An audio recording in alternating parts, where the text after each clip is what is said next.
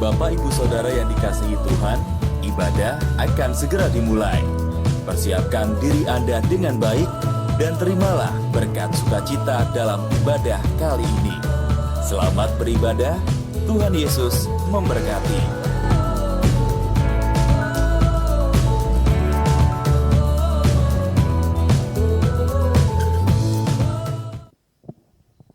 Salam Bapak Ibu yang terkasih dalam Tuhan. Kita mau ibadah pada saat ini. Kita mau nyanyi satu pujian. Aku mau masuk Bapa Kudus.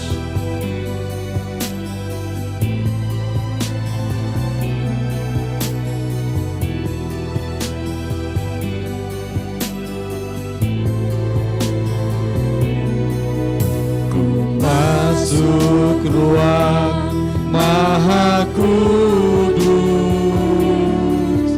dengan darah anak domba. Ku masuk dengan hati tulus menyembah yang maha kuasa. Masuk ruang Maha Kudus dengan darah anak domba. Ku masuk dengan hati tulus menyembah yang maha kuasa. Menyembahmu,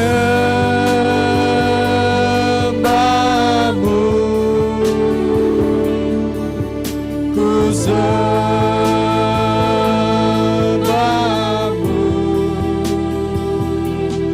ku menyembahmu,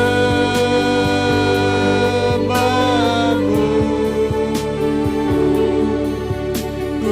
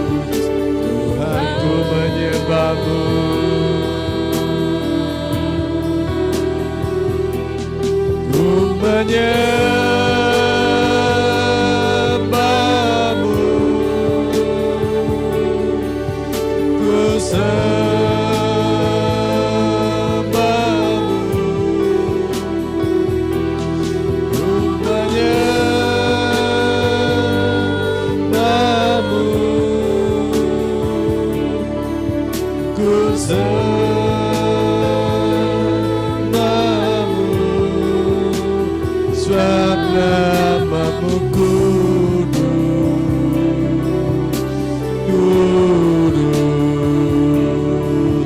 Tuhan, sebab nama-Mu, sebab nama-Mu kudus, kudus, Tuhan, sebab nama-Mu, sebab nama-Mu kudus, kudus, Tuhan.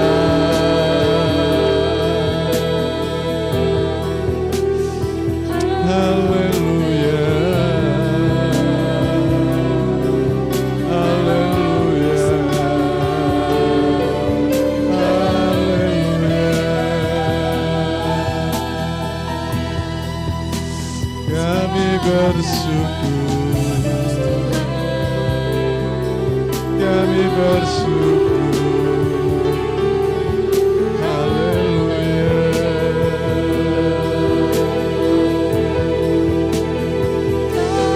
haleluya, haleluya, kami bersyukur.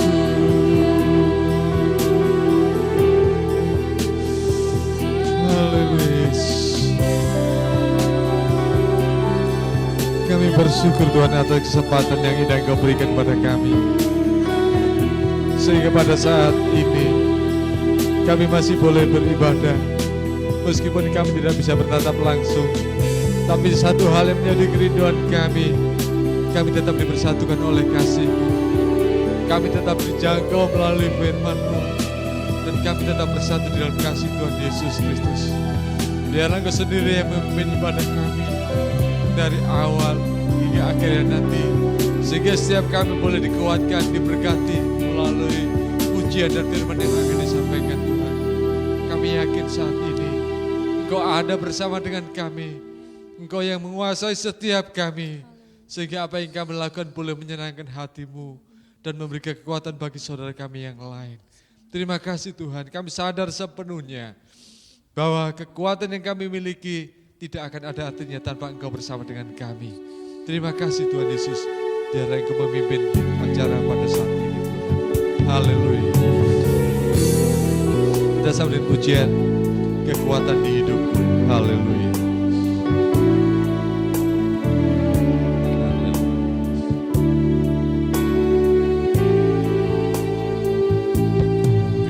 Kekuatan di hidupku, ku dapat dalam Yesus. Dia tak pernah tinggalkanku, setia menopangku, berseru berharap dalam Yesus. Kekuatan di hidupku, ku dapat dalam Yesus.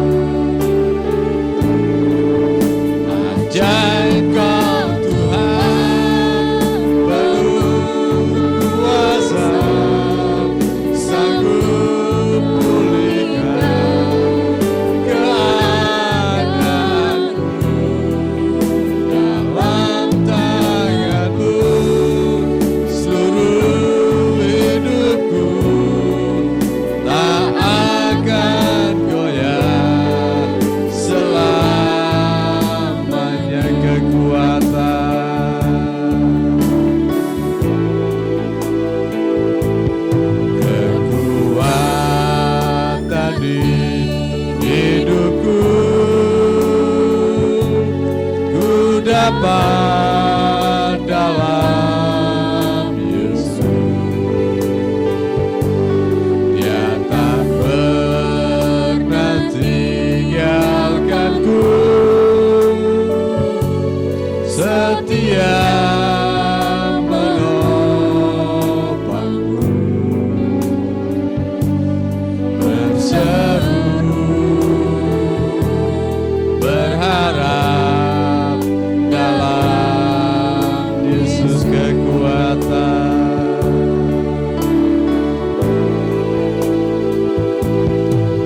Kekuatan di hidupku,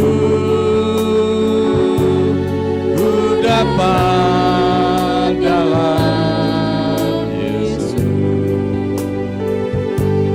Dia tak pernah tinggalkanku, setia menopangku, berseru berharap dalam Yesus. Ajaib Kau Tuhan, ajaib Kau Tuhan, penuh kuasa, sanggup pulihkan keadaanku,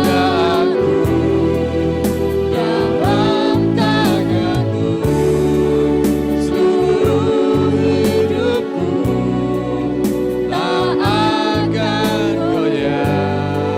Selam ajaib Kau Tuhan, ajaib Kau Tuhan, penuh kuasa, sanggup pulihkan keadaanku,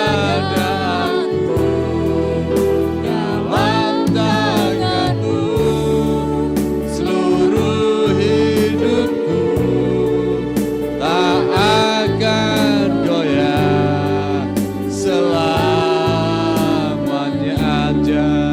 Ajaib Kau Tuhan, penuh kuasa, sanggup pulihkan keadaanku, dalam tangan-Mu seluruh hidupku tak akan goyah selamanya. Tak akan goyah selamanya, tak akan goyah selamanya.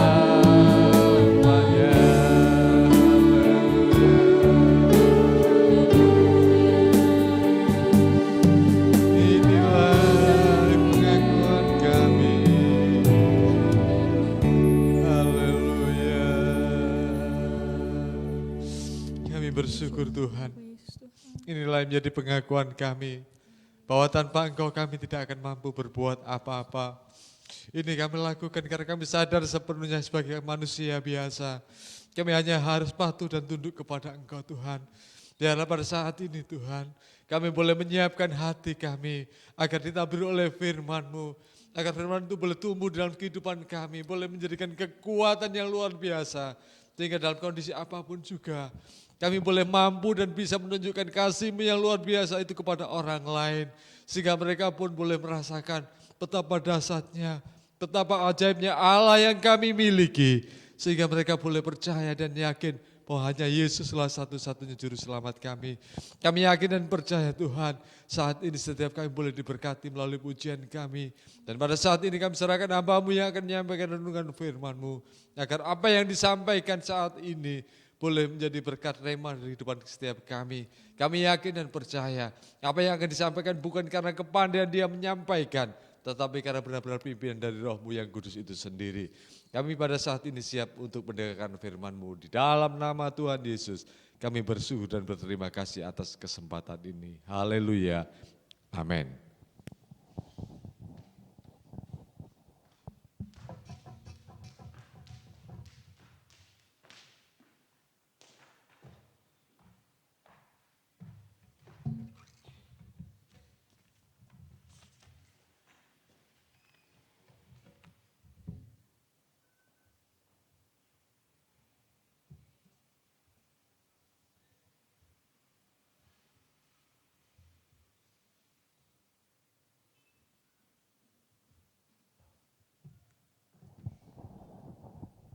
Shalom Bapak Ibu.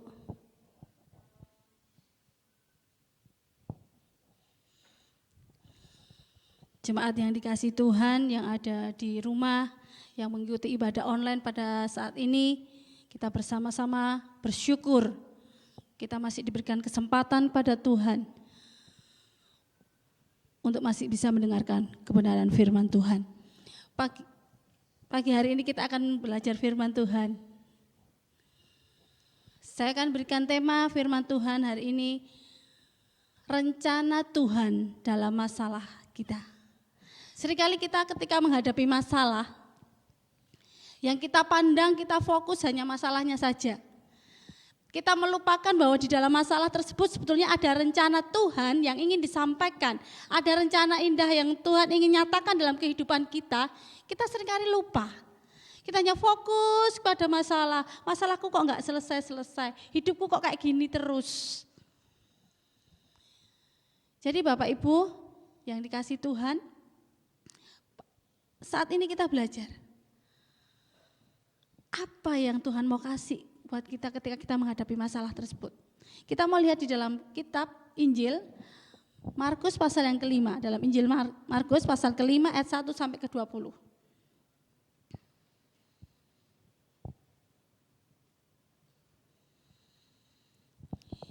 Injil Markus pasal kelima ayat 1 sampai 20 dengan judul perikopnya, Yesus mengusir roh jahat dari orang Gerasa. Lalu sampailah mereka di seberang danau di daerah orang Gerasa. Baru saja Yesus turun dari perahu, datanglah seorang yang kerasukan roh jahat dari pekuburan menemui dia. Orang itu diam di sana dan tidak ada seorang pun lagi yang sanggup mengikatnya, sekalipun dengan rantai. Karena sudah sering ia dibelenggu dan dirantai, tetapi rantainya diputuskannya dan belenggunya dimusnahkannya, sehingga tidak ada seorang pun yang cukup kuat untuk menjinakkannya. Sehingga siang malam ia berkeliaran di pekuburan dan bukit-bukit sambil berteriak-teriak dan memukuli dirinya sendiri dengan batu. Ketika ia melihat Yesus dari jauh, berlarilah ia mendapatkannya lalu menyembahnya. Dan dengan keras ia berteriak, apa urusanmu dengan aku, hai Yesus anak Allah yang maha tinggi? Demi Allah jangan siksa aku. Karena sebelumnya Yesus mengatakan kepadanya, hai engkau roh jahat, keluar dari orang ini. Kemudian ia bertanya kepada orang itu, siapa namamu? Jawabnya, namaku Legion karena kami banyak. Ia memohon dengan sangat supaya Yesus jangan mengusir roh-roh itu keluar dari daerah itu. Adalah di sana di lereng bukit sejumlah besar babi sedang mencari makan. Lalu roh-roh itu meminta kepadanya, katanya, suruhlah kami pindah ke dalam babi-babi itu. Biarkanlah kami memasukinya. Yesus mengabulkan permintaan mereka, lalu keluarlah roh-roh jahat itu dan memasuki babi-babi itu. Kawanan babi yang kira-kira 2.000 jumlahnya itu terjun dari tepi jurang ke dalam danau dan mati lemas di dalamnya. Maka larilah penjaga-penjaga babi itu dan menceritakan hal itu di kota dan di kampung-kampung sekitarnya. Lalu keluarlah orang untuk melihat apa yang terjadi. Mereka datang kepada Yesus dan melihat orang yang kerasukan itu duduk sudah berpakaian dan sudah waras. Orang yang tadinya kerasukan legion itu, maka takutlah mereka. Orang-orang yang telah melihat sendiri hal itu menceritakan kepada mereka tentang apa yang telah terjadi atas orang yang kerasukan setan itu dan tentang babi-babi itu. Lalu mereka mendesak Yesus supaya ia meninggalkan daerah mereka. Pada waktu Yesus naik lagi ke dalam perahu, orang yang tadinya kerasukan setan itu meminta supaya ia diperkenankan menyertai dia. Yesus tidak memperkenankannya, tetapi ia berkata kepada orang itu, pulanglah ke rumahmu, kepada orang-orang sekampungmu dan beritahukanlah kepada mereka segala sesuatu yang telah diperbuat oleh Tuhan atasmu dan bagaimana ia telah mengasihi engkau. Orang itu pun pergi dan mulai memberitakan di daerah Dekapolis segala apa yang telah diperbuat Yesus atas dirinya dan mereka semua menjadi heran. Amin. Bapak Ibu yang dikasihi Tuhan, kita mau masuk dalam imajinasi kita membayangkan bagaimana kondisi orang gila ini. Coba kita bayangkan dari yang tadi kita baca. Orang gila itu diikat dengan rantai oleh orang-orang sekitar, melepas saking kuatnya, ya kan? Dan dia tinggalnya di kuburan-kuburan keliling-keliling. Sangat kerasukan setannya itu, sangat kuat ya. Dan di dalam persamaan di dalam Injil Matius pasal 8 ayat 28 dikatakan di situ orang ini sangat bahaya. Bahkan di dalam Lukas pasal 8 ayat 27 yang juga cerita tentang hal ini mengatakan bahwa orang gila ini tidak berpakaian. Coba kita bayangkan seandainya itu ada di depan kita, mendekati kita, orangnya enggak pakai baju, enggak pernah mandi, pasti rambutnya kusut, gimbal gitu ya. Terus kemudian dirantai oleh orang-orang pun enggak bisa lepas. Dan dia suka melukai dirinya dengan batu.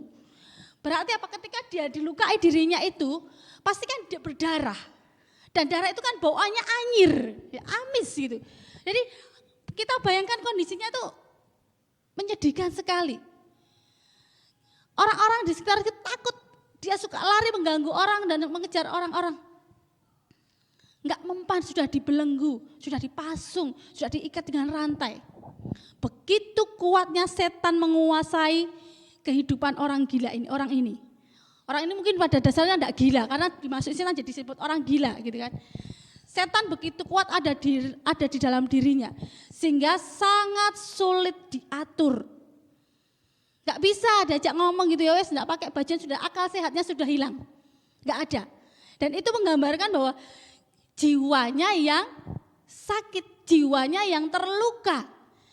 Ketika jiwanya dikuasai oleh iblis, ketika jiwa manusia ini dikuasai oleh iblis dan diperbudak oleh iblis, iblis itu menjadi tuan kita, iblis menjadi tuan manusia. Bahaya. Dia akan menyakiti dirinya sendiri, dia tidak bisa mengucap syukur, dia akan bermasalah. Ya kan? Tuhan katakan jangan sakiti dirimu. Tetapi iblis yang ada dalam dirinya mengatakan sakiti dirimu, dia mengerajam. Ya kan? Itulah manusia, kalau akal budi kita direndahkan dan iblis ditinggikan. Bapak Ibu yang dikasih Tuhan, mari kita belajar di dalam kehidupan kita menempatkan yang benar. Mana yang seharusnya kita tinggikan? Jiwa kita ini kita tinggikan, jiwa kita ini jaga jangan sampai jiwa kita sakit. Oleh sebab itu Daud kan juga suka mengatakan pujilah Tuhan hai jiwaku. Nyanyilah hai jiwaku yang terluka dan lain sebagainya. Jadi ketika ada masalah apapun biasanya yang diserang oleh iblis itu jiwa kita. Supaya jiwa kita ini sakit. Nah, Bapak Ibu yang dikasih Tuhan, ketika hal itu terjadi kepada orang Gerasa ini, orang gila ini, dan melihat Tuhan Yesus datang, turun dari perahu, apa yang dilakukan? Yang dilakukan oleh orang ini, dia lari kepada Tuhan, ya kan di dalam ayatnya tadi. Ayat yang kedua. Baru saja Yesus turun dari perahu, datanglah seorang yang kerasukan roh jahat itu dari pekuburan menemui dia. Orang itu diam di sana, seorang pun tidak lisang mengganti istilah dan sebagainya, terusnya. Dan dia menyembah Tuhan. Ayat yang ke-6. Ketika ia melihat Yesus dari jauh, berlarilah ia mendapatkannya lalu menyembahnya. Bapak Ibu yang dikasih Tuhan, kita harus sadar bahwa orang gila ini, di dalam orang gila ini ada dua pribadi kan. Orang gila itu sendiri dan iblis yang menguasai dirinya. Jadi ketika dia melihat Tuhan Yesus, dia lari kepada Tuhan Yesus dan menyembah. Itu siapa? Dua-duanya. Jadi ketika orang gila ini melihat Tuhan Yesus, Yesus tuh menggerakkan hatinya, hati orang gila ini, membangkitkan hasratnya untuk lari kepada Tuhan Yesus dan menyembah dia. Karena dia menyadari dia butuh pertolongan Tuhan, dia butuh pelepasan. Ketika orang dalam masalah, sebetulnya sadar, aku butuh Tuhan. Tapi seringkali kita tidak bisa melepaskan karena masih kita pegang terus masalah tersebut. Dan ketika orang itu melihat Tuhan Yesus, dia lari, dia bisa menyembah Tuhan. Padahal orang gila, Bapak Ibu. Mana ada pikirannya orang gila, oh itu Tuhan Yesus, aku menyembah Tuhan. Tidak ada kalau orang gila. Tetapi karena adanya Tuhan hadir di situ, digerakkan oleh Tuhan itu sendiri, datang. Dia menyembah Tuhan. Ada dua pribadi yang ada di dalam dia, dua orang ini. Pada dasarnya orang itu menyadari ketika dia terikat oleh apapun dalam kehidupannya. Dia terikat dengan masalahnya, dengan dosanya, terikat dengan masalahnya, terikat dengan sakit hatinya. Bapak Ibu, ketika orang gila ini menyakiti hatinya, menyakiti tubuhnya, saya yakin dan percaya bahwa di dalam tafsiran itu mengatakan bahwa mungkin orang ini punya akar pahit, ya kan? Sehingga dia menyakiti dirinya sendiri. Itu adalah kerja iblis. Kerja iblis itu seperti itu. Kamu sakiti dirimu sendiri. Itu loh kenyataan yang kamu lihat, kamu menyakitimu. Kenyataan yang kamu lihat, orang-orang di sekitarmu mengecewakan kamu. Suamimu, istrimu, mertuamu, iparmu, dan lain sebagainya. Orang-orang di sekitar kita seringkali mengecewakan kita, dan iblis yang mengintimidasi kita. Itu loh. Yang hanya dilihat hanya seperti itu. Itu iblis yang intimidasi. Tapi pada dasarnya dari hati kecil manusia itu sadar, aku tidak boleh seperti ini. Aku tidak boleh ingat-ingat, aku tidak boleh sakit hati dan lain sebagainya. Seringkali mungkin Bapak Ibu sakit dengan kata-kata suami yang mengatakan, oh mama iki diblonjo piro ae kurang, duit iki opo ae. Seringkali kan ibu-ibu gak ngerti memete duit, larang sembarang itu gini-gini. Jadi akar pahit dari sakit, sembarang gak terima, sembarang dicacat dan lain sebagainya. Duit iki opo dirahasiakan. Orang tua juga kepada anak, kok gak anak bener ngene terus diomongi angel salah. Itu menimbulkan luka di dalam hati anak-anak kita. Kita tidak sadar. Dan itu bisa dipakai iblis. Nah tuh loh, papa mamamu tidak sayang mbak kamu, ngilokno kamu tidak ada benernya, gitu kan. Jadi di dalam diri kita ini memang benar. Di dalam hidup kita itu benar ada dua hal yang bekerja dalam hidup kita. Suara iblis, suara Tuhan, suara iblis, suara Tuhan yang sering kali ada dalam hidup kita. Nah tuh, suamimu, istrinya kan gitu toh. Nah tuh, nah kata-kata apapun, hal-hal yang dilakukan yang sering kali menyakiti kita, kita simpan. Kita simpan sehingga menjadikan kita terikat. Jiwa kita terikat, jiwa kita terbelenggu seperti orang gila ini. Tetapi kita mau sadar ketika Tuhan Yesus datang, Tuhan gerakkan hati orang ini untuk bisa menyembah Tuhan. Karena Tuhan menggerakkan hati orang ini bahwa aku butuh pertolongan. Ketika orang malang ini, ketika orang gila ini datang pada Tuhan, menyembah Tuhan, merasakan kebutuhannya untuk minta tolong. Jadi dia lari sama Tuhan, dalam bahasa mungkin hariannya, Tuhan tolong aku terikat Tuhan. Tetapi satu suara iblis yang ada dalam dirinya mengatakan apa? Setan. Ayat yang ke-7. Dengan keras ia berteriak. Dengan keras suaranya orang itu juga kan suara orang gila, tapi suara iblis yang ada dalam dirinya itu. Apa urusanmu dengan aku, hai Yesus anak Allah? Orang setan itu tahu bahwa Yesus adalah anak Allah, ya kan? Yang maha tinggi, demi Allah jangan siksa aku. Dia tidak mau diusir. Ceritanya di situ. Dia ingin masih ada berkuasa atas orang ini. Apa urusanmu? Gitu kan? Berarti si iblis ini juga ingin menguasai setiap hati kita. Supaya kita tidak hidup layak di hadapan Tuhan. Supaya hidup kita tetap enggak menjadi orang baik. Jadi ketika kita mau belajar menjadi orang benar, satu-satunya yang pertama kali mengganggu kita menjadi orang benar. Satu-satunya yang mengganggu kita untuk menjadi orang yang melakukan firman Tuhan dan hidup berkenan di hadapan Tuhan, yaitu iblis. Oleh sebab itu jangan kasih celah sedikit pun kepada iblis. Apa urusanmu, hai Tuhan yang maha tinggi? Ya kan? Ketika itu berbicara seperti itu ketika ditanyakan oleh Tuhan ayat 8. Jadi ceritanya mundur. Karena sebelumnya Yesus mengatakan kepadanya, hei engkau roh jahat keluar dari orang ini. Ya kan? Yesus mengusir roh jahat itu untuk keluar dari orang gila ini. Dan iblisnya mengatakan, hei apa urusanmu? Ngapain kau ngusir-ngusir aku gitu kan? Yesus yang maha tinggi, jangan siksa aku. Aku masih mau menguasai orang ini gitu kan. Nah tetapi Yesus berkata dengan iblis mengatakan, kemudian ia bertanya kepada orang itu, siapa namamu? Jawabnya, namaku Legion karena kami banyak. Bapak Ibu yang dikasihi Tuhan, orang bisa mengatakan katanya Yesus maha tahu, ngapain tanya namanya? Pasti Tuhan tahu siapa itu. Tetapi Tuhan izinkan itu, dia menanyakan karena apa? Supaya orang-orang yang di sekitar itu mendengar betapa kuatnya iblis itu menguasai orang gila ini. Karena disebut namanya adalah Legion. Legion di sini adalah nama sebuah serdadu. Romawi pada waktu itu yang kekuatannya itu 6.000 sampai 12.500 orang. Berarti bayangannya orang-orang itu betapa kuatnya iblis itu menguasai kehidupan orang gila tersebut. Kekuatan militer dengan 6.000 sampai 12.500 orang, bayangin menguasai satu orang tersebut. Betapa kuatnya, makanya diceritakan di situ dirantai pun dilepas, tidak bisa dirantai oleh orang-orang. Diikat dengan rantai, lepas oleh kekuatannya. Begitu kuatnya iblis menguasai kehidupan orang gila ini. Bisa terjadi atas kehidupan kita. Betapa kuatnya iblis menguasai hati kita. Sehingga kita tidak bisa lepas, sehingga kita tidak bisa merasakan kasih Tuhan, sehingga kita hanya fokus kepada masalah tersebut. Karena selalu izinkan iblis yang menguasai kehidupan kita. Manusia bukan tandingannya dengan kekuatan iblis yang seperti itu. Dengan kekuatan kita tidak mampu kita lepas. Masalah apapun yang Bapak Ibu hadapi saat ini.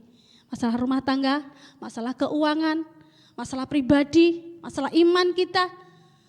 Yang begitu menghimpit kita, yang begitu kita alami dalam kehidupan kita. Jangan sampai itu membuat kita lupa masih ada Tuhan. Ya, ketika hal itu terjadi, ada tangan Tuhan yang tidak terlihat. Dapat melakukan apa yang tidak bisa dilakukan dengan rantai-rantai, tidak bisa dilakukan dengan belenggu. Tuhan Yesus tidak perlu dengan mengikat, merantai, melepaskan itu semua. Ketika hadirnya Tuhan Yesus di dalam kehidupan orang gila ini, amarahnya langsung terkendali. Setan tunduk kepada Tuhan Yesus. Itu membuktikan bahwa Yesus memang benar-benar anak Allah. Iblis aja mengakui bahwa Yesus anak Allah yang maha tinggi. Ya kan? Orang gila yang begitu biasanya lari mengejar orang-orang, menakutkan. Ketika Yesus datang, amarahnya reda. Ketika Yesus datang, dia menyadari aku butuh Tuhan. Ketika Yesus datang, dia menyadari aku perlu pelepasan. Ketika Tuhan Yesus datang, aku tahu Tuhan, hanya Engkau yang bisa menolong aku. Bapak Ibu yang dikasih Tuhan, tangan Tuhan siap menolong kita. Ketika kita mau. Jawabannya adalah ketika engkau mau lepas dari masalahmu, ketika engkau mau lepas dari akar pahitmu, ketika orang lain mungkin menyakitimu, ketika kata-kata orang lain terekam dalam pikiran kita, mendakwa kita, memfitnah kita dan lain sebagainya, yang menyakiti hatiku, menyakiti hati kita. Seperti orang gila tadi sampai menyakiti dirinya sendiri. Sadarlah bahwa kita butuh Tuhan. Kita butuh Tuhan Yesus yang sanggup melepaskan itu semua. Supaya peperangan di dalam hati kita ini kita bisa menang. Yesus yang kita tinggikan, bukan iblis yang kita tinggikan. Akal budi kita semuanya kita taklukkan di dalam Kristus. Bapak Ibu yang dikasih Tuhan, begitu kuatnya setan ini menguasai dalam kehidupan kita. Ayat selanjutnya. Ayat yang ke-8 tadi sudah saya baca.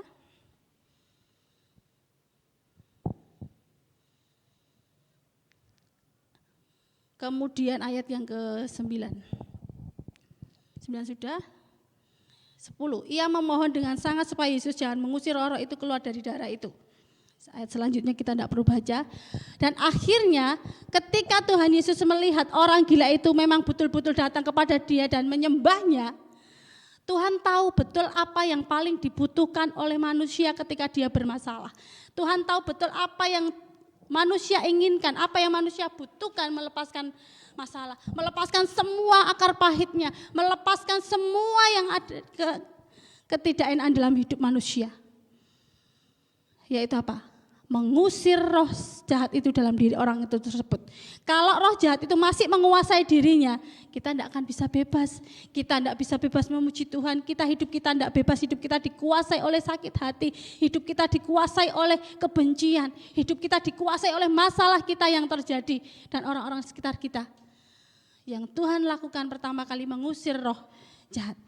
Dan roh jahat tersebut akhirnya keluar dari orang gila tersebut dan dibuang ke dalam babi-babi. Bapak Ibu yang dikasih Tuhan,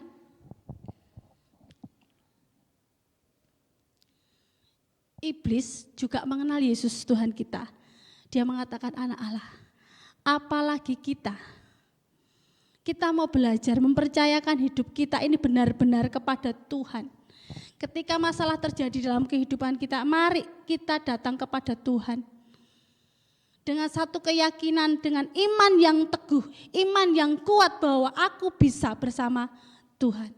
Peperangan sekuat apapun dalam hidup kita, peperangan yang sekuat apapun di dalam hati kita, kita mencoba belajar baik belajar berhidup dengan baik, hidup berkenan pada Tuhan. Ya, jadi kita harus benar-benar percaya kepada Tuhan Yesus. Dan ayat yang ke-18 sampai ke-20, ketika orang itu sudah dilepaskan, akhirnya apa? Dia sukacita, dia senang, dan dia ingin mengikut Tuhan. Dia lari mendapatkan Tuhan Yesus ketika mau balik ke dalam perahunya. Tuhan, izinkan aku ikut dengan engkau. Tetapi Tuhan katakan, enggak usah. Kamu kembalilah ke kampungmu, kamu ceritakan apa yang kamu alami, ceritakan pertolongan Tuhan, ceritakan yang sudah Tuhan mengasihi kamu. Akhirnya orang ini balik ke kampungnya dan menceritakan semua yang dialaminya dan menjadi berkat. Jadi di sini Bapak Ibu yang dikasih Tuhan, dengan firman Tuhan ini, dengan satu cerita orang ini, orang gila yang kerasukan setan, saya berikan judulnya rencana Tuhan di dalam masalah kita, rencana Tuhan di dalam akar pahit kita. Orang gila ini bisa dipakai Tuhan menyellayani, memberitakan firman Tuhan, menceritakan kebaikan Tuhan. Jadi Bapak Ibu, apapun yang engkau alami saat ini, engkau merasa tidak layak di hadapan Tuhan, engkau merasa ada dosa yang mengikat dalam kehidupan kita, sadari dan lari kepada Tuhan. Ketika engkau bermasalah juga lari kepada Tuhan. Karena apa? Rancangan Tuhan, damai sejahtera, rancangan Tuhan yang terindah atas kehidupan manusia tidak bisa digagalkan oleh apapun. Kegagalanmu, dosamu, sakit hatimu dan lain sebagainya tidak menggagalkan rencana indah Tuhan atas hidupmu. Kalau kita masih mengalami itu, artinya Tuhan kasih kesempatan kepada kita, ayo bertobat, ayo kembali kepada Tuhan. Tokoh-tokoh besar di dalam Alkitab, semua mengalami itu. Bapak Abraham, dia tidak percaya kepada Tuhan ketika dinyatakan kau akan mempunyai anak dalam masa tuamu. Daud selingkuh dengan Batseba, Daud juga membunuh Uria suaminya, Daud juga dibenci oleh Saul mertuanya, bahkan mau dibunuh. Jadi apapun yang dialami oleh kita, semuanya pernah dialami oleh Daud. Musa membunuh, Petrus menyangkal Tuhan 3 kali, ya kan? Yusuf dibuang juga karena dia punya kesalahan. 12 orang saudaranya tidak diberi baju maha indah oleh ayahnya, hanya Yusuf yang diberi. Dengan Yusuf selalu pasti Yusuf kan dipakai toh. Dia tidak memikirkan perasaan saudara-saudaranya. Aku yang paling dimanja oleh orang tua aku dapat baju bagus, dipamer-pamerkan. Enggak peduli kakak-kakaknya, cemburu dan akhirnya benci, dibuang ke sumur, diangkat dan dijual, dan akhirnya Yusuf menjadi penguasa di Mesir. Nah, Daud juga melakukan kesalahan, tetapi Tuhan pakai orang tersebut, orang-orang yang luar biasa ini tetap menjadi alatnya Tuhan. Jadi Bapak Ibu yang dikasih Tuhan, mari kita belajar, apapun kelemahan kita di hadapan Tuhan, apapun masalahmu, sebesar apapun dosamu di hadapan Tuhan, tidak akan menggagalkan rencana Tuhan atas hidupmu. Dan rancangan Tuhan itu apa? Rancangan damai sejahtera, bukan rancangan kecelakaan. Amin Bapak Ibu, saudaraku yang dikasih Tuhan, ayo belajar menjadi hidup benar di hadapan Tuhan. Rancangan Tuhan, rancangan yang terbaik. Rancangan Tuhan tetap ada di dalam orang-orang yang bermasalah. Apapun masalahmu, mari kita serahkan kepada Tuhan, karena ada sesuatu di balik masalah tersebut, yaitu rancangan indah dalam Tuhan. Entah itu rancangan Tuhan itu apa, suatu saat ketika engkau belajar berdoa kepada Tuhan, Tuhan akan tunjukkan, oh seperti ini. Dengan masalah aku jadi lebih dekat dengan Tuhan, dengan masalah aku jadi peka dengan Tuhan, dan lain sebagainya. Puji nama Tuhan. Bapak Ibu yang dikasih Tuhan, biarlah firman Tuhan pada saat ini menjadi berkat buat kita semua. Mungkin saat ini posisi kita sama seperti orang Gerasa ini, orang gila ini, yang lagi terikat dengan masalah, yang lagi terikat dengan dosa, yang lagi terikat dengan sakit hati, lagi terikat dengan segala pergumulan hidup kita, sehingga merasa diri kita tidak layak di hadapan Tuhan, sehingga kita merasakan kadang, Tuhan aku masih belum benar di hadapan Tuhan, aku tidak mau melayani Tuhan lagi, Tuhan aku masih seperti ini. Stop, jangan berpikir seperti itu. Tuhan dengan kasih-Nya datang. Tuhan Yesus melayani orang gila ini tidak seperti kita. Kalau kita yang menghadapi orang gila ini pasti, jangan deket-deket, jangan deket-deket gitu kan. Jauh-jauh, jangan deketi aku. Jangan deketi aku, bau. Kamu berapa tahun tidak mandi, gimbal, amis bau darah. Malu tidak pakai baju. Tetapi Tuhan tidak ada dalam pikiran tersebut. Tuhan melayani orang ini dengan luar biasa. Dia melepaskan. Dia menjadikan orang gila ini pelayan Tuhan. Menceritakan kebaikan Tuhan di daerahnya. Haleluya. Bapak Ibu, jangan sampai hal-hal tersebut mengganggu kehidupan kita. Belajar kita untuk dekat dengan Tuhan, jangan sampai terganggu dengan masalah. Masalah boleh ada di dalam kehidupan kita, tetapi kita harus fokus kepada Tuhan. Puji nama Tuhan. Biarlah firman Tuhan pada pagi hari ini boleh jadi berkat buat kita semua. Haleluya Yesus. Kita akan tutup di dalam doa. Haleluya Yesus. Kami bersyukur Tuhan, saat ini kami sudah mendengarkan firman Tuhan. Biarlah firman ini boleh menjadi rema dalam kehidupan kami, boleh menguatkan iman kami, boleh menyadarkan kami bahwa kami butuh Engkau. Kami butuh Tuhan di dalam setiap pergumulan kami, di dalam setiap masalah kami. Tapi kami bersyukur pada saat ini Tuhan, kami benar-benar menyadari bahwa Tuhan care kepada kami. Tuhan mau menolong kami ketika ada satu kerinduan dalam hati kami. Minta tolong kepada Tuhan, datang kepada Tuhan. Karena Tuhan katakan, pikulah yang kupasang, karena aku itu ringan dan aku akan berikan pertolongan. Kami percaya Tuhan, firman Tuhan pada saat ini boleh menjadi berkat buat kami semua. Berkati kami semua yang sudah mendengarkan. Biarlah firman ini Tuhan, boleh kami pelajari dan boleh kami lakukan dalam kehidupan kami sehari-hari. Terima kasih Tuhan, berkati kami semua Tuhan.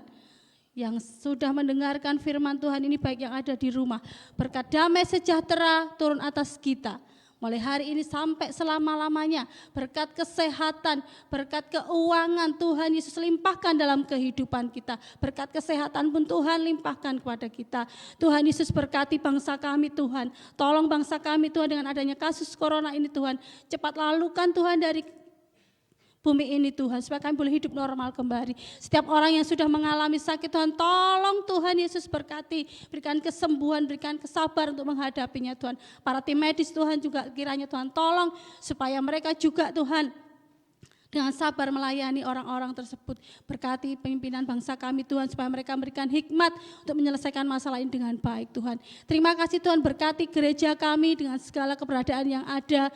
Dan kondisi seperti ini kami percaya berkat Tuhan tetap mengalir. Apa yang dibutuhkan oleh jemaat ini Tuhan, kesembuhan buat orang-orang yang sakit Tuhan, jamah satu persatu Tuhan Yesus. Saudara kami Intan, saudara kami Pak Yunus Tuhan, Ibu Beni, Bapak Simanjunta, Bapak Gembala kami Tuhan, kami serahkan semuanya ke dalam tangan kasih Tuhan. Biarlah Tuhan menjamah mereka, memberikan kesembuhan pada mereka Tuhan. Terima kasih Tuhan Yesus, terima kasih Bapak. Kami percaya Tuhan Yesus, Kau sudah memberkati kami. Biarlah saat ini Tuhan, kami mau menerima berkat Tuhan. Biarlah berkat Tuhan, anugerah Tuhan yang luar biasa boleh kami terima mulai saat ini sampai selama-lamanya. Di dalam nama Tuhan Yesus kami sudah berdoa dan mengucap syukur. Haleluya. Amin.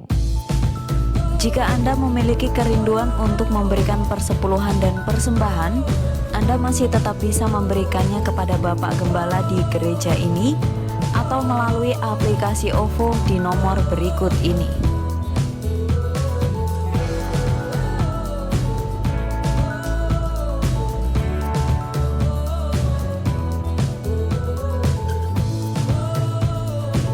Sekian ibadah kita hari ini. Sampai ketemu di ibadah berikutnya. Tuhan Yesus memberkati.